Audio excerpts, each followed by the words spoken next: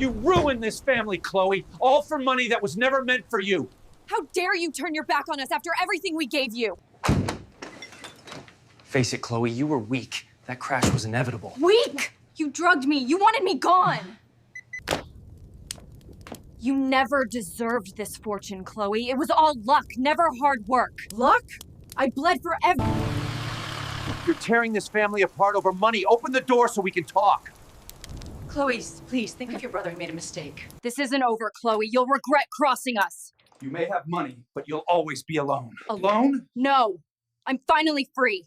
My name is Chloe. I'm a 35-year-old software engineer, and I just closed the deal of a lifetime. After months of working 80-hour weeks, sacrificing my nights and weekends, landing this massive project should have been the proudest moment of my career. But when I got the confirmation email, there was no one to celebrate with. Instead, my phone rang, and my mother's voice came through, sharp and demanding. "Your brother's rent is due," she said. "He needs $500, immediately." That one sentence, it just crushed me. The pain of being seen only as a wallet, an ATM, was suffocating. But I had no idea that a call from my dying uncle's lawyer was about to expose a secret so dark, it would make my brother's greed look like child's play. If you've ever felt invisible to your own family, let me know where you're watching from, and make sure to hit like and subscribe, because you are not going to believe what they did next. While my family saw me as their personal safety net, a reliable source of cash flow for my brother's never-ending artistic endeavors, my professional life was a completely different story. At the tech firm where I worked, I wasn't the dependable, quiet Chloe who just sent money without asking questions. No. There, I was a force. I led teams, I architected complex systems, and when I spoke, board members listened. I remember one particularly brutal quarter. We were trying to land a whale of a client, a project that could literally make or break our year. Everyone was burning out. The pressure was immense. My boss, David, a man who rarely showed any emotion beyond mild annoyance, pulled me into his office. He looked exhausted. He told me, "Chloe, the client is getting cold feet. They think our timeline is too aggressive. They're threatening to walk." I spent the next 72 hours fueled by nothing but black coffee and sheer willpower. I barely slept. I lived in that office, surrounded by whiteboards covered in code and diagrams. I re-architected the entire back-end deployment strategy, found 3 major efficiency gains that no one else had seen, and built a working prototype to prove it could be done.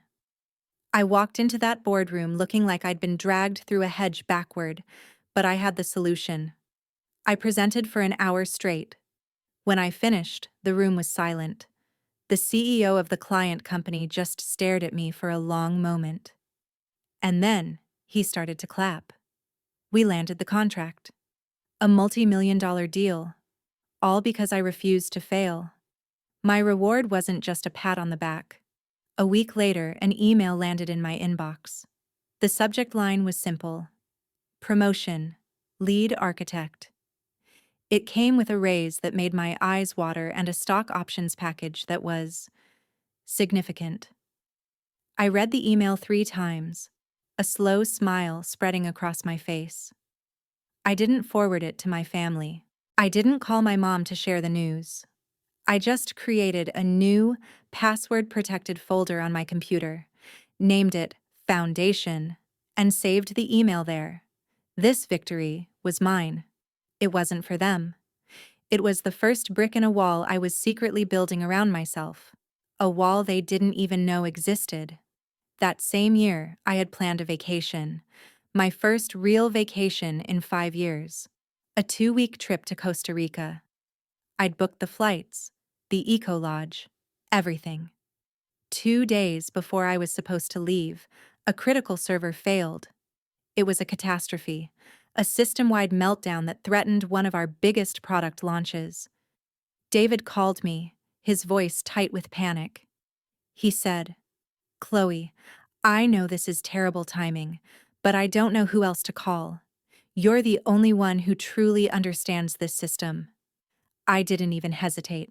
I just said, I'm on my way. I spent the next 4 days, the first 4 days of my canceled vacation, rebuilding the system from scratch. A younger colleague, Mark, watched me with a look of awe. He shook his head and said, You're a machine, Chloe. A machine. But he didn't get it. I wasn't a machine. I was a survivor.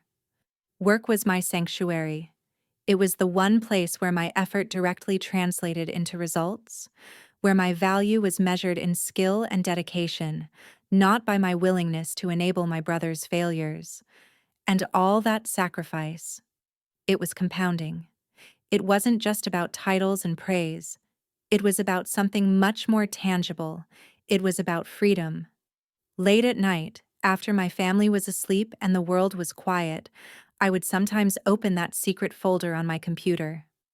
I'd navigate to a single, heavily encrypted spreadsheet.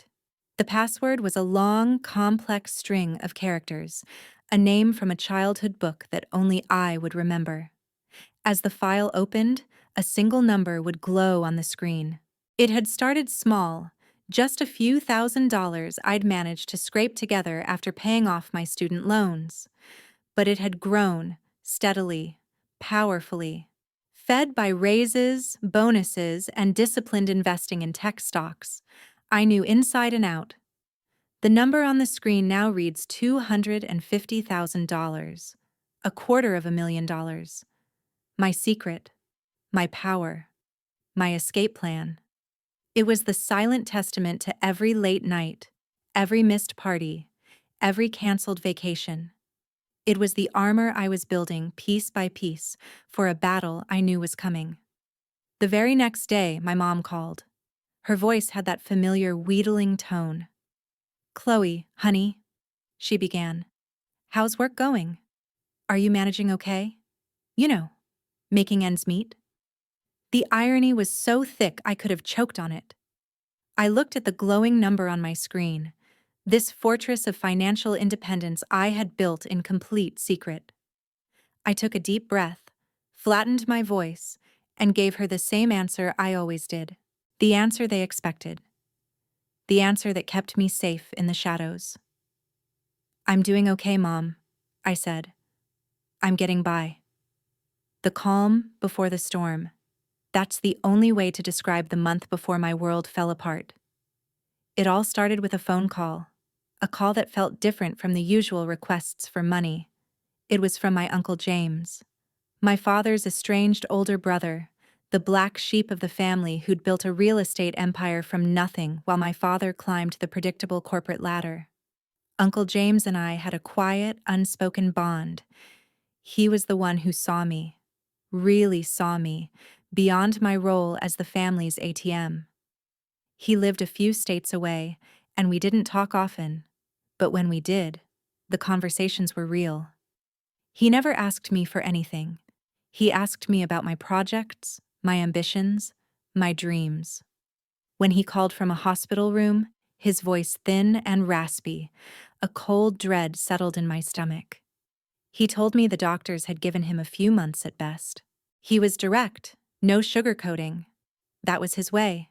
He told me he was proud of me, of the life I had built for myself, completely on my own terms. And then he said something that would echo in my mind for weeks to come. He said, Chloe, I've made some final arrangements. I've made sure you'll be taken care of. I just wanted you to hear it from me. I didn't know what that meant. Not really. I just felt the overwhelming grief of losing the one person in my family who felt like a true ally. After that call, my family's behavior shifted. It was subtle at first, like the change in air pressure before a thunderstorm. They started calling more often, not to ask for money, which was strange enough on its own, but to ask about Uncle James. My mother, who hadn't spoken his name in 20 years, would ask with a voice dripping with fake sympathy, How is poor James doing? Is he comfortable? My father, in his typically blunt way, got closer to the point. During one stilted conversation, he asked, "Did James mention anything about his estate? A man in his position must have a considerable portfolio." It was disgusting. They were vultures, circling, waiting for a man they despised to die, just on the off chance there might be scraps for them. A cold, hard knot formed in my gut. It was a feeling I knew well. The same feeling I got when Liam would describe his latest masterpiece while I was transferring him rent money. It was the feeling of being used, of being a pawn in a game I didn't even want to play. But this was different. It felt bigger, more sinister. The questions became more pointed. They wanted to know my schedule. My father asked if I was planning to take any time off work to visit the poor old man. Liam texted me, asking which highways I usually took to drive out of state. At the time, I brushed it off as clumsy, greedy curiosity. I didn't realize I was being scouted. They weren't just curious about the inheritance. They were plotting around it. Then, the inevitable call came. Arthur Vance, my uncle's attorney, informed me that Uncle James had passed away peacefully. And then, he dropped the bomb. Uncle James had left me everything. His entire estate. His real estate holdings, his stock portfolio, his home. The total value was just over $12 million. $12 million. The number didn't even feel real. It was an abstraction, a string of zeros that didn't compute. I just sat there in my car, in the office parking lot, completely numb. I wasn't happy. I wasn't sad. I was just empty. All I could think about was getting home. I needed the quiet solitude of my apartment to process everything. I don't remember much about the drive, just the rain starting to fall, the slick sheen on the asphalt. The last thing I remember seeing was the sudden, unnatural jackknife of a semi-truck 2 lanes over. It seemed to happen in slow motion, this massive wall of steel swinging directly toward me. Then, just blackness. I woke up to the smell of antiseptic and the steady, rhythmic beeping of machines. Pain was the first thing I registered. A deep, agonizing pain that seemed to radiate from every cell in my body. A nurse told me I'd been in a severe accident. I'd been unconscious for 2 days. My first question, my only question, was about my family. "Have you contacted my family?" I rasped, my throat raw. The nurse had a strange look on her face, a flicker of pity. She said, "We've left several messages. No one has called back." For days, I lay in that hospital bed, broken and alone. I tried calling, texting, but my messages went unanswered. The silence from my family was more painful than the broken ribs. It was a silence that screamed abandonment. Finally, my friend Olivia, my one true friend in the world, came to visit. The look on her face was one of absolute horror. She told me she had only just found out that no one from my family had told her anything, and then she told me why. She pulled out her phone and opened Instagram. My blood ran cold. It was a picture of Liam, my brother. He was standing with his arm around a young woman I'd never seen before, both of them holding champagne glasses. The location tag was an expensive downtown art gallery. The caption read, "Celebrating new beginnings with my beautiful wife, Ava." Wife. He had gotten married. But that wasn't the worst of it. Olivia scrolled to another post, this one from my mother. It was a picture of me, a smiling, happy picture from years ago. Beneath it, my mother had written a long, rambling eulogy.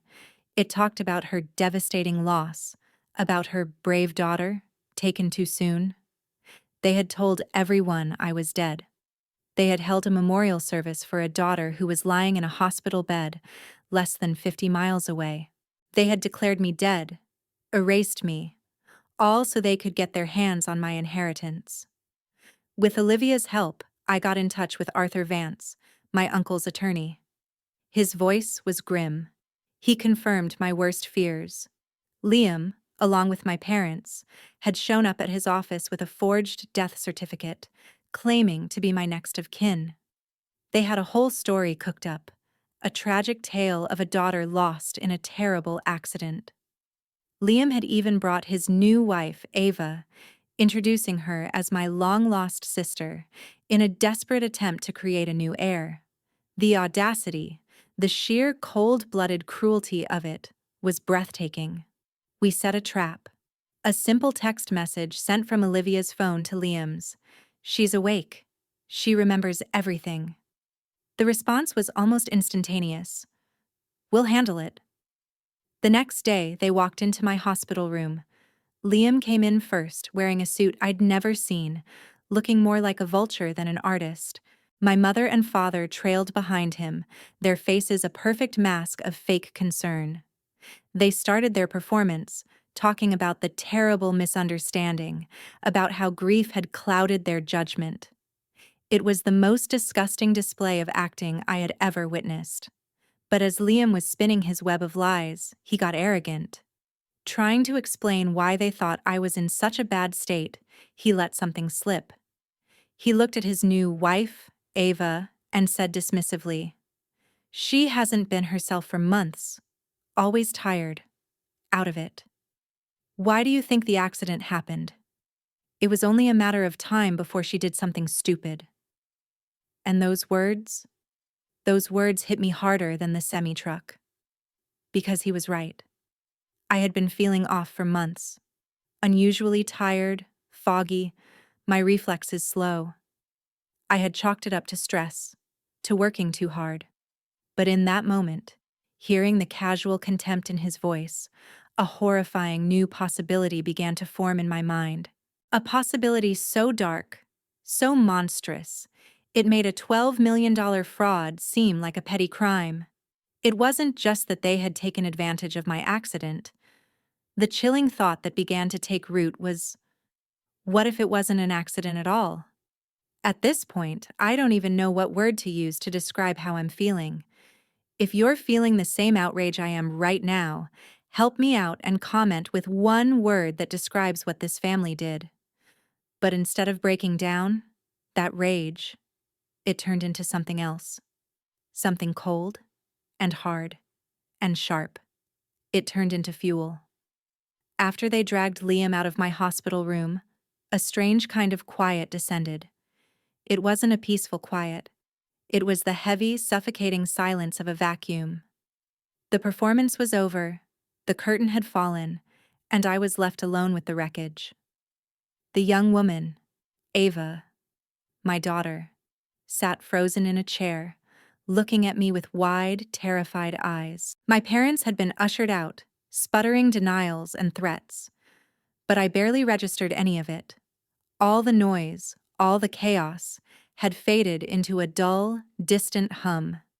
I just stared at the blank, white ceiling, the steady beeping of the heart monitor the only rhythm in my new, shattered reality. There were no more tears. I think I had cried them all out in the days of confusion and loneliness. What was left wasn't sadness. It was something else. Something cold and hard and dense, like a block of ice forming in the center of my chest. For 35 years, I had held on to a tiny, flickering hope, a stupid, childish hope that one day, if I worked hard enough, if I was successful enough, if I was generous enough, my family would finally see me. They would finally be proud of me. They would finally love me. And in that silent, sterile hospital room, that tiny flame didn't just flicker out. It was extinguished completely, snuffed out by the sheer, calculated cruelty of their betrayal. It was a realization that settled not in my heart, but in my bones. They would never change. It was over. The Chloe who desperately sought their approval was gone. She had died in that car crash, and the person who woke up in her place was someone they would not recognize, someone they had created. The pain didn't vanish. It just transformed. It morphed from a messy, emotional wound into a singular, focused point of energy. It was like all the grief and disappointment and rage had been compressed into a diamond, hard, clear, and razor sharp. I knew what I had to do. The time for feeling was over. It was time to think. It was time to act. The first thing I did was ask the nurse, Jenna, for her personal cell phone. I couldn't risk using my own. My voice, when I spoke, sounded strange to my own ears. It was steady, devoid of any emotion. "Jenna," I said, "I need to make a private call. It's urgent." She must have seen the change in my eyes because she handed me her phone without a word. My first call was to Arthur Vance, my uncle's attorney. He picked up on the first ring. "Chloe," he said, his voice a mix of relief and concern. "Are you all right?" I cut straight to the point. "Arthur," I said, my voice as cold and precise as a surgeon's scalpel. "I need you to do 3 things for me, effective immediately. First, I want you to file an emergency motion to freeze every single asset related to my uncle's estate. No one touches a dime until I say so. Second, I need you to hire the best private investigator you can find. I want them to dig into everything. Liam, my parents, this woman Ava, and their finances for the last 5 years. I want to know every dollar they've spent and where it came from. Third, I want you to begin proceedings to formally press charges against my brother, Liam, and my parents, Robert and Eleanor, for conspiracy to commit fraud and attempted grand theft." There was a moment of silence on the other end of the line. I could almost hear the gears turning in his legal mind. "Chloe," he said finally, his voice now matching my own serious tone. "This is a significant step. Are you certain?" "I've never been more certain of anything in my life," I replied. My next call was to my boss, David. I told him I'd been in a serious accident and would be on medical leave indefinitely. I gave him a brief clinical overview of my injuries and a timeline for recovery. Then I said, "David, I need a favor. I need you to pull the security logs and email records associated with my corporate account for the past 3 months. I have a suspicion my personal devices may have been compromised. I need to know if anyone accessed my accounts remotely." He didn't ask why. He just said, "I'll have IT on it right away. Just focus on getting better, Chloe." I spent the next few weeks in that hospital bed, and it became my war room.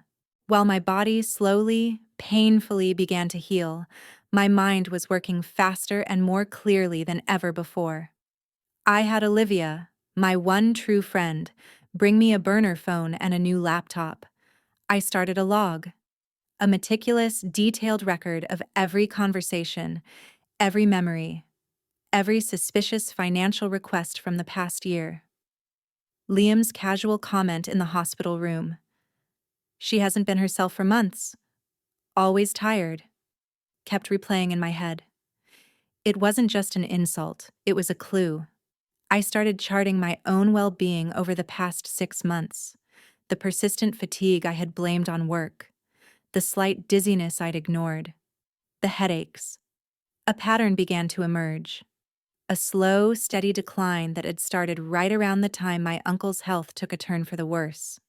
It was a terrifying thought, but one I couldn't ignore. Arthur Vance worked quickly. The private investigator he hired was a former FBI agent, a woman named Ms. Alvarez, and she was relentless. Reports started flowing in. Bank statements that showed my parents had funneled tens of thousands of dollars to Liam over the years. Money I now realized had come directly from me. Evidence that Liam had taken out multiple credit cards in my name. And then, the first truly chilling discovery.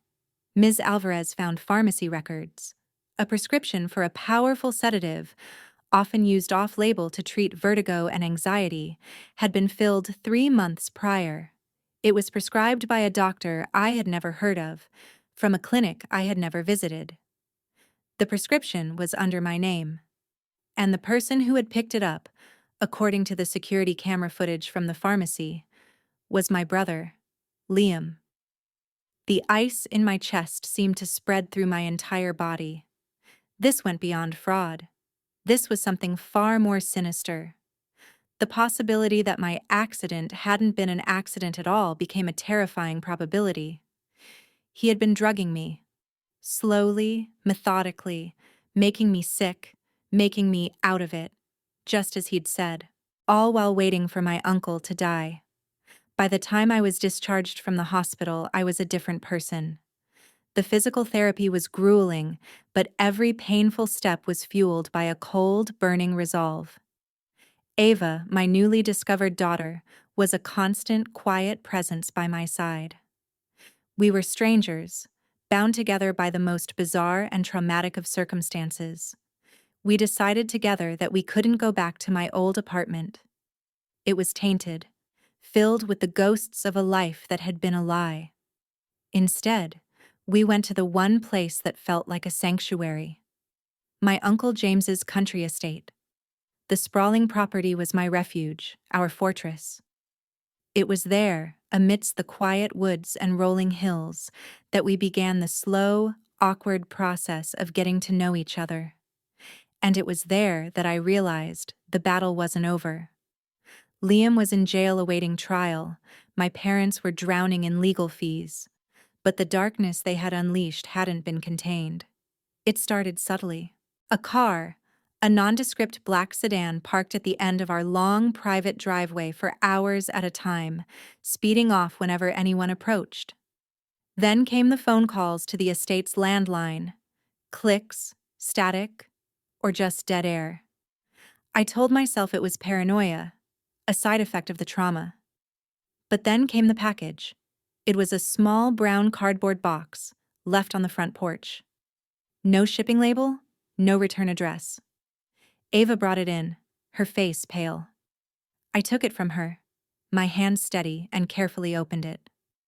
Inside, nestled on a bed of dead leaves, was a dead bird, its neck twisted at an unnatural angle.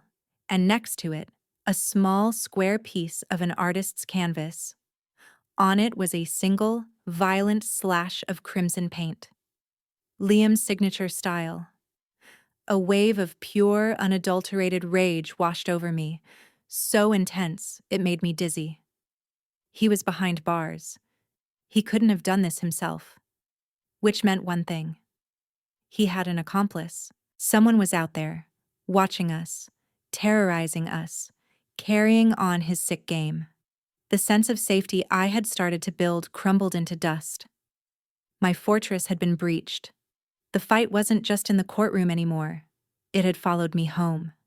And I knew, with a chilling certainty, that this was only the beginning. The dead bird was a message, but it was also a mistake. It was sloppy. It was emotional. Liam, for all his monstrous ambition, was an artist. He was driven by ego and a twisted sense of aesthetics. But this felt different, more personal, more hateful. The private investigator, Ms. Alvarez, was methodical. She analyzed the security footage from the gate at the end of my driveway. The black sedan was a dead end. Its plates were stolen. The late-night calls were routed through burner phones. But the package was tangible. She analyzed the cardboard, the tape, and the dead leaves inside. And she found something. A single strand of long blonde hair. It wasn't mine. It wasn't Ava's. My mind started racing, cycling through a rogues gallery of my brother's associates, his ex-girlfriends, anyone who might be desperate or foolish enough to get entangled in his schemes. But the answer, when it came, wasn't from some shadowy corner of Liam's life. It was from the very center of my own. There was only one person who knew every detail of my life, the one person I had confided in after every soul-crushing phone call with my parents. The person who had brought me soup in the hospital and cried with me when I told her about the betrayal.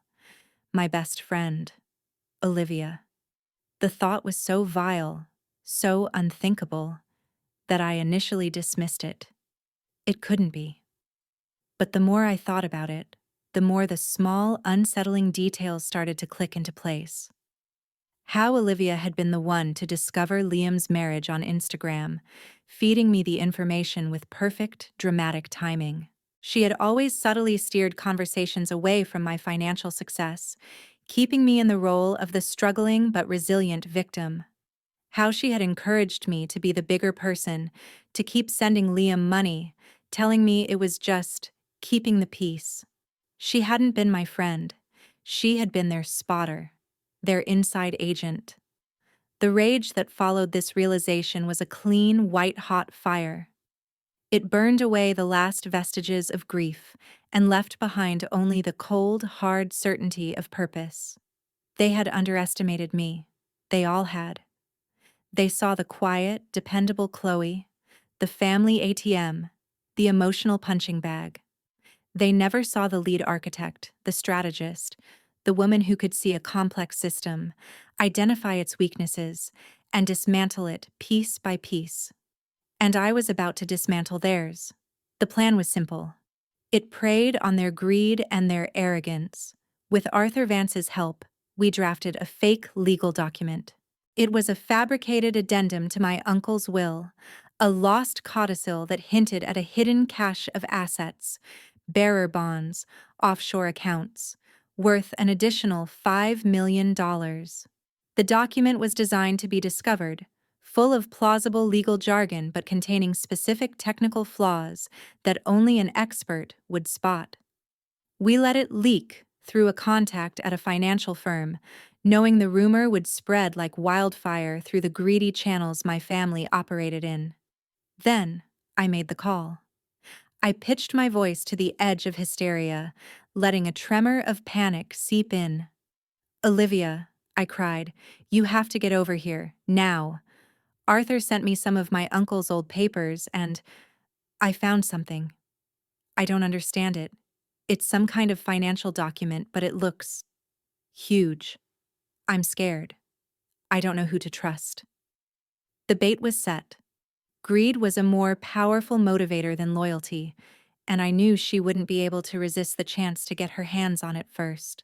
She arrived less than an hour later, her car crunching on the gravel of the driveway.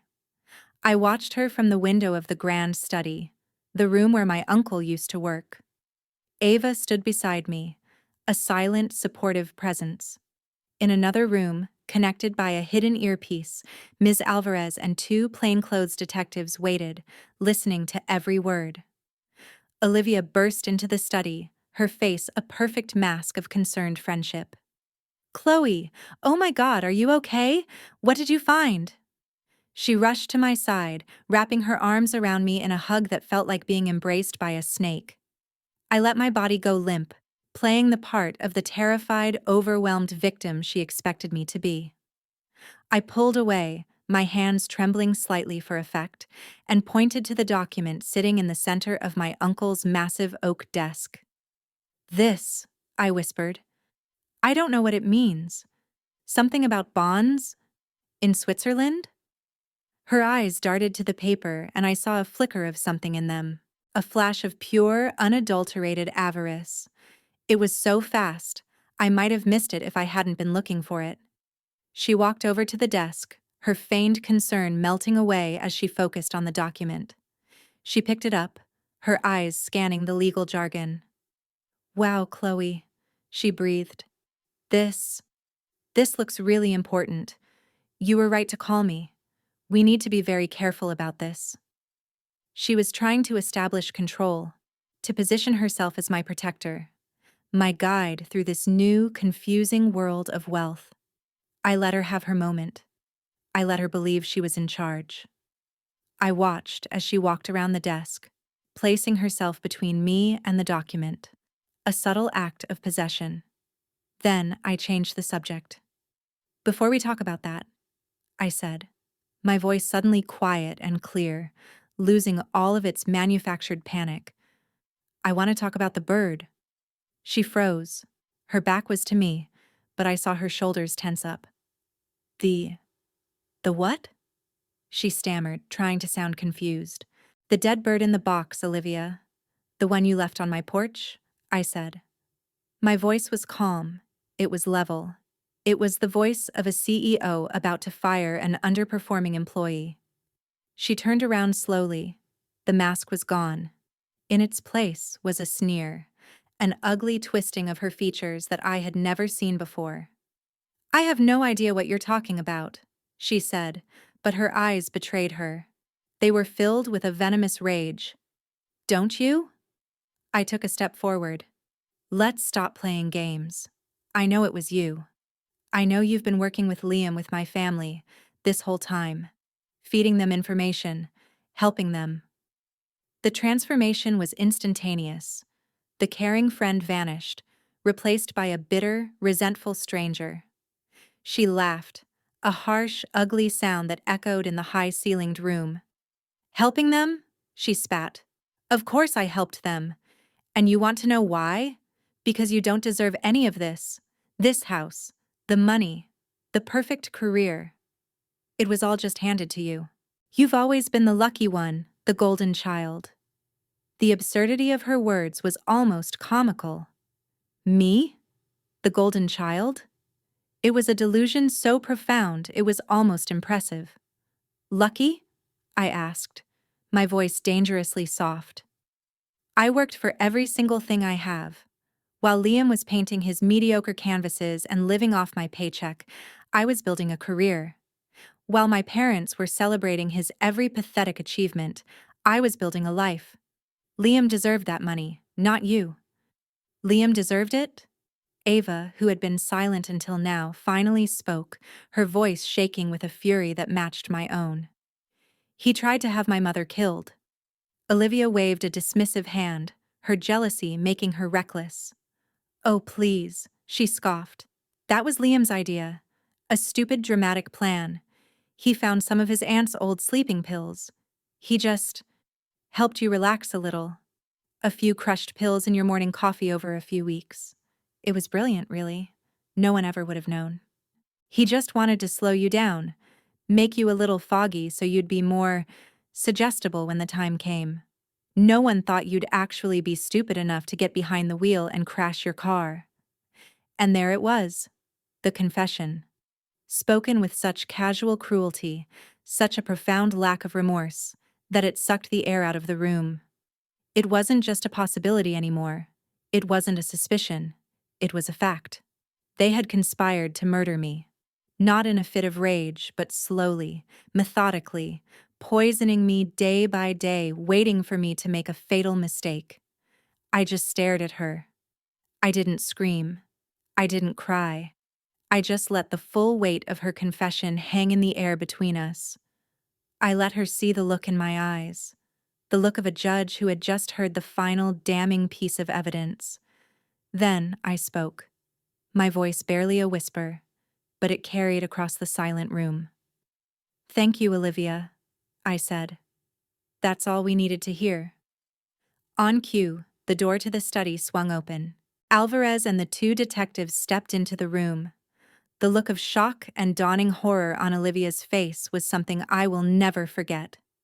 She stared at them, then at me, her mind finally catching up to the reality of the situation. She hadn't walked into a consultation.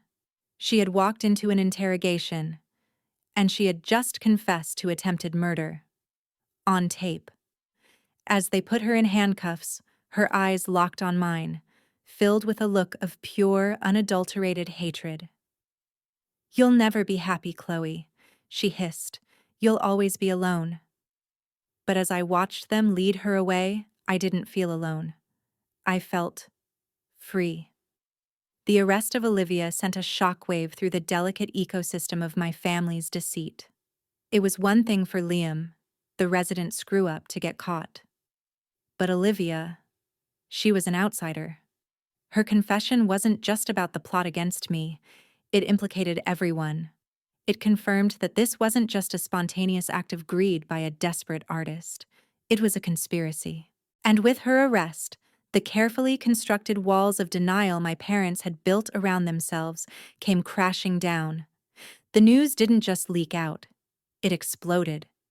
With Olivia's recorded confession, the district attorney now had an airtight case for conspiracy to commit murder, and the investigation immediately expanded to include its primary beneficiaries, my parents. The first call came from my mother. Her number flashed on my new burner phone, and for a moment, I just stared at it.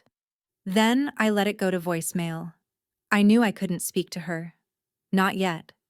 The message she left was a masterpiece of panicked denial. Her voice was high-pitched, frantic. All traces of her usual condescending calm completely gone. Chloe? Chloe, pick up the phone. What is going on? The police were just here. They were asking questions about Olivia, about Liam. This is all some kind of horrible mistake. You have to call them, Chloe. You have to tell them this is a misunderstanding. What are you telling them? A misunderstanding. That was the word she chose. As if a plot to poison her own daughter and steal her inheritance was a simple clerical error. The next message was from my father. There was no panic in his voice, just pure, cold fury. "What the hell have you done?" he roared, his voice distorted by the phone's speaker. "They're talking about seizing our assets, our home, because of these ridiculous, slanderous accusations. Do you have any idea what you've started? You are ruining this family." And then, the deluge began. A relentless flood of calls and texts, not just to my phone, but to Arthur Vance's office, to the main office at the estate, even to Ava's cell phone, a number they must have gotten from Liam's records. They were like cornered animals, lashing out in every direction, trying to find a way out of the cage they themselves had built. The shock had worn off, replaced by raw, primal panic. They were no longer the calm, calculating puppeteers. They were terrified. They could see the consequences of their actions hurtling toward them, and their only instinct was to find someone to blame. The panic culminated in a visit. It was late afternoon, the sun casting long shadows across the manicured lawns of the estate. The new security system, a state-of-the-art network of cameras and sensors, chimed, alerting me to a vehicle approaching at high speed up the private drive. It was my father's silver Mercedes, driving far too fast, a cloud of dust and gravel trailing behind it. He didn't even park properly, just screeched to a halt in the middle of the circular driveway. The car angled awkwardly. He stormed out, my mother scrambling to keep up with him, and marched directly to the massive front doors. He didn't knock. He hammered on the solid oak with his fist, the sound booming through the house. "Chloe," he bellowed, "open this door. We need to talk. Now." Ava and I watched from the second-floor window. She instinctively took a step back, but I stood my ground, my hand resting on the cool glass. I felt nothing. No fear, no sadness, just a profound and weary emptiness. They looked so small from up here, so pathetic in their impotent rage. I picked up the handset for the internal intercom system. It's cool plastic, a stark contrast to the boiling anger radiating from the man outside. I pressed the button. "You're trespassing," I said, my voice calm and clear, amplified by the speakers near the front door. "You have 60 seconds to leave the property before I call the police." His response was a roar of disbelief. "Trespassing? This is your father. I am not leaving until you come out here and face me. You are destroying everything we have ever worked for." And that's when the blame game began in earnest. The threats and the panic gave way to the oldest, most familiar weapon in their arsenal: emotional manipulation. "It's all your fault." My father's voice crackled through the intercom. "This entire mess. If you had just been a proper daughter, if you had just helped your brother when he needed it, none of this would have happened. This is what your selfishness has wrought, Chloe. You've ruined us. All for a little bit of money." A little bit of money. He was talking about $12 million. He was talking about the inheritance they had tried to steal by having me killed. The disconnect from reality was staggering. In his mind, he wasn't the villain. I was. I was the one who had broken the unspoken family contract. that my life, my resources, my very existence were all meant to serve the needs and wants of my brother, the golden child. By refusing to die and quietly hand over my fortune, I had committed the ultimate act of betrayal. Then, my mother's voice joined in, softer, but somehow more insidious. It was the voice of a martyr, the one she always used when she was trying to guilt me into submission. "Chloe, honey, please," she pleaded, her voice thick with manufactured tears. "Think about your brother. Think about what this is doing to him. He made a mistake, yes, but he's your family. How can you do this to your own family? After everything I've done for you, I raised you, I fed you, I gave you a home. Is this how you repay me? By sending your brother to prison?" Everything she had done for me, the words hung in the air, a monument to her delusion. She had done the bare minimum required of a parent, and in her mind, that had earned her a lifetime of my servitude. She wasn't appealing to my love, she was appealing to my guilt. The guilt she had so expertly cultivated in me since I was a child. The feeling that I always owed them something. I listened to their voices, the angry roars of my father and the pathetic sobs of my mother, and I felt the last rusted chains of that guilt finally break and fall away. They weren't trying to reason with me. They weren't trying to apologize. They were trying to reset the system. They were trying to manipulate me back into my designated role, to make me feel so guilty, so responsible for their pain, that I would undo everything I had set in motion just to make it stop. They tried to bargain. My father, realizing his anger wasn't working, changed tactics. "We can fix this, Chloe," he said, his voice suddenly sounding strained and reasonable.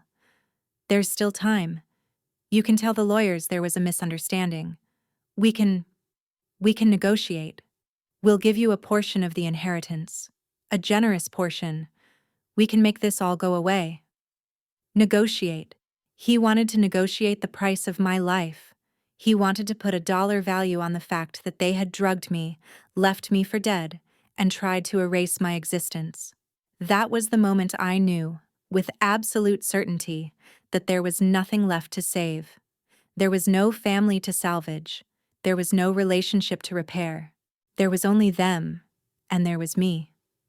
And we were on opposite sides of a war they had started. I looked over at Ava, who was watching me, her expression a mixture of fear and awe. I gave her a small, reassuring nod. Then I pressed the intercom button one last time. My voice didn't waver. It was as steady and solid as the old oak doors between us. "My name is Chloe Wallace," I said, each word a carefully placed stone in the new wall I was building. "You are Robert and Eleanor Wallace. You are no longer my parents. You are simply the co-conspirators in a failed plot to defraud my uncle's estate and murder me for my inheritance.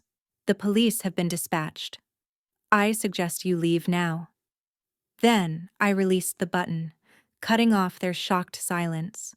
And for the first time in a very long time, I felt the quiet, powerful calm of taking back control. Cutting them off through the intercom was just the first step. After the police arrived and formally escorted Robert and Eleanor Wallace off my property for trespassing, I walked back into the quiet house, my legs feeling strangely steady. The frantic energy of the confrontation had dissipated, leaving behind a profound sense of clarity. For the first time in my life, the air felt clean. The constant, low-grade hum of their expectations and disappointments, a sound I had lived with for so long I had stopped noticing it, was finally gone. I picked up my burner phone, went to my contacts list, and found their names. Mom. Dad. I stared at the words for a moment, then I methodically pressed block contact on both of them. It wasn't a dramatic act. It was a quiet, necessary amputation. You don't negotiate with a cancer. You cut it out. The next morning, I was on the phone with Arthur Vance.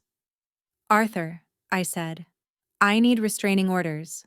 Against Liam, against Olivia, and against Robert and Eleanor Wallace. I want it legally documented that they are not to come within 500 feet of me, my daughter, or this property. He didn't question it. He just said, I'll have the paperwork drafted by noon. That was my declaration of independence. It was a statement, not just to them, but to myself. The old rules were gone. The old obligations were void. I was no longer responsible for their happiness, their financial stability, or their emotional well-being. My only responsibility was to myself and to the young woman who was now looking at me as if I had single-handedly slain a dragon. This was the moment. For the first time in my 35 years, I wasn't backing down. I was choosing myself over their comfort. It was a terrifying and exhilarating moment. If you support this decision, this powerful first step, leave a flexed bicep emoji in the comments to send some strength her way on this journey. That support, even just knowing it's out there, was exactly what I needed to start rebuilding. Because in the vacuum left by the family I had lost, a new one began to form. It wasn't a family bound by blood or obligation, but one forged in the fires of shared trauma and mutual respect. It started with Ava. That evening, after the chaos had subsided, she found me sitting on the wide stone terrace, looking out at the darkening woods. She didn't say anything at first, just wrapped a blanket around my shoulders and sat down beside me. We sat in a comfortable silence for a long time. Then she turned to me, her eyes clear and serious. She said, I spent my whole life wondering about my birth mother, wondering if she was strong, wondering if she was a fighter. She paused, then gave me a small, watery smile. I guess I have my answer now. You're not alone in this, Mom. You've got me. And she was there. Every day. She became my shadow, my protector, my quiet source of strength. She learned the security system, screened all the calls, and stood as a fierce gatekeeper to my fragile peace. We were two strangers, a mother and a daughter, learning to navigate the most bizarre reunion imaginable. But in that shared fight for survival, we started to build a bond that was more real and more powerful than anything I had ever known. Then there was Arthur Vance. He was more than just a lawyer. He was a steady, grounding force in the middle of a hurricane. He had been my uncle's trusted friend, and he extended that same loyalty to me. He never treated me like a victim. He treated me like a client, a CEO of my own crisis.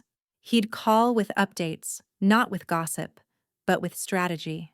He'd say, Chloe, the prosecution is strong. Ms. Alvarez's findings on the sedatives are conclusive. We are in a position of power here. What is our next move?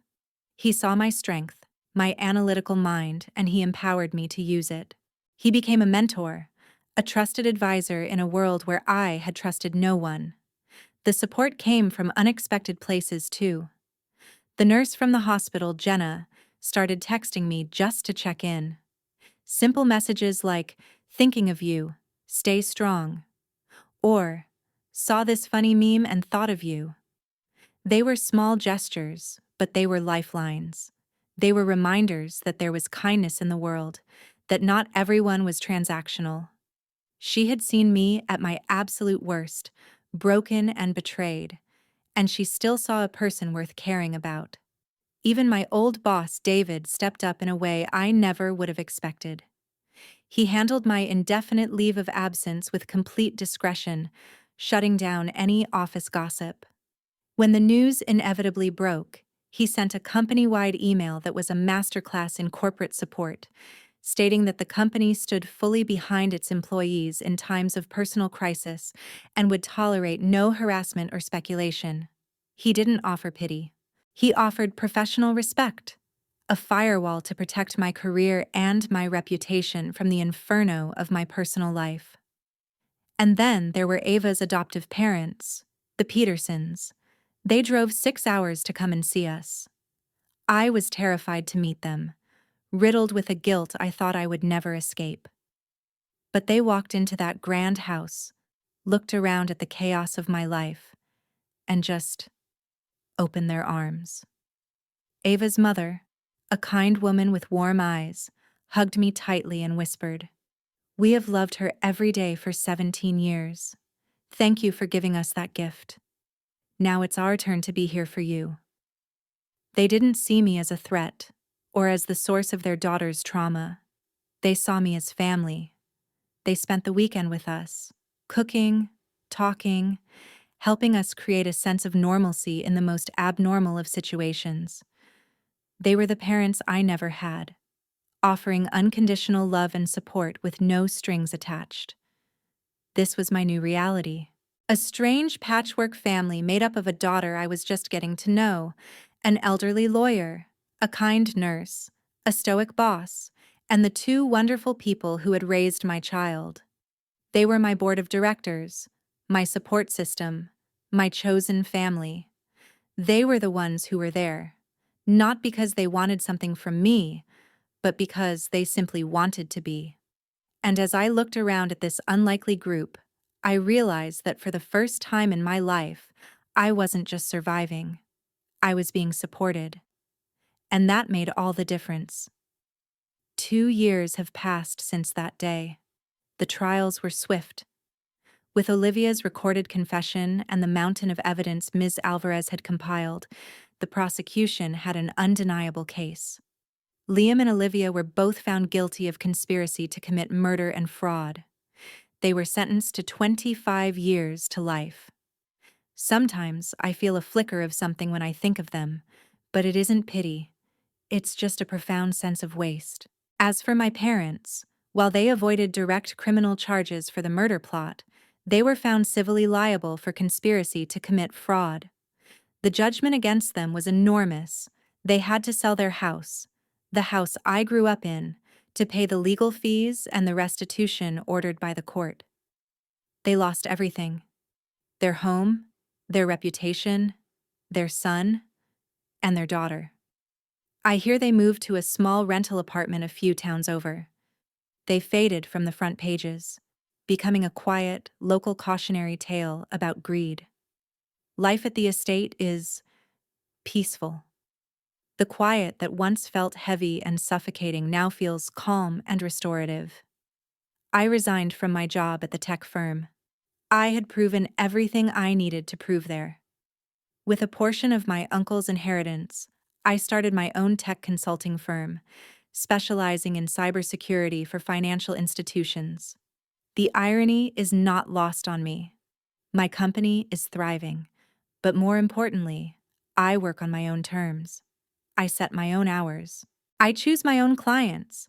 I am beholden to no one. Ava is flourishing. She decided to defer college for a year to spend time with me, to help me heal. We spent that year in the gardens, transforming the neglected grounds into something beautiful and alive, a reflection of the new life we were building together. We travel. We talk for hours. We are still, in many ways, getting to know each other, filling in the 17 years that were stolen from us. But the connection between us is real, forged not just from shared DNA, but from shared survival. She is smart and funny, and she has my uncle's fierce, independent spirit. He would have loved her. About 6 months ago, a letter arrived. It was addressed to me in my mother's familiar, looping handwriting. I held it in my hand for a long time, feeling the weight of it. I could feel the desperate pleas, the guilt-tripping, the accusations, radiating through the envelope. A year ago, I might have opened it. A part of me might have still craved some kind of apology, some acknowledgement of the pain they had caused. But as I stood there in the quiet hall of my home, I realized I didn't need anything from them anymore. Their validation was worthless. Their apologies, if they ever came, would be meaningless. They were ghosts from a life that was no longer mine. I walked over to the large stone fireplace in the living room, and without a second thought, I tossed the unopened letter into the flames. I watched as the edges curled, turned black, and disappeared into ash. Some doors aren't meant to be reopened. They say blood is thicker than water. That's what we're all taught. That family is everything. You're bound to them no matter what. But I've learned that's a lie. It's a convenient lie that allows toxic people to maintain their power. The truth is, water can be life-sustaining, while blood can be poison. My real family, my chosen family, is the one that showed up when the world fell away. It's Ava, it's Arthur Vance, it's Jenna the nurse, it's the Petersons. They are the ones who proved that family isn't about who you share blood with. It's about who is willing to bleed for you. The $12 million didn't save me. It almost got me killed. What saved me was the $250,000 I had saved in secret. That was my freedom fund. That was the real inheritance. The one I had given myself. True wealth isn't a number in a bank account. It's the peace of mind that comes from knowing your own worth, and the freedom to walk away from anyone who refuses to see it. Have you ever had to draw a hard line with family members who took you for granted? How did you navigate those painful, necessary conversations? Share your experience in the comments below, and if this story resonated with you, please don't forget to hit like and subscribe for more stories about finding your voice and reclaiming your power. Your support means the world. Thank you for listening.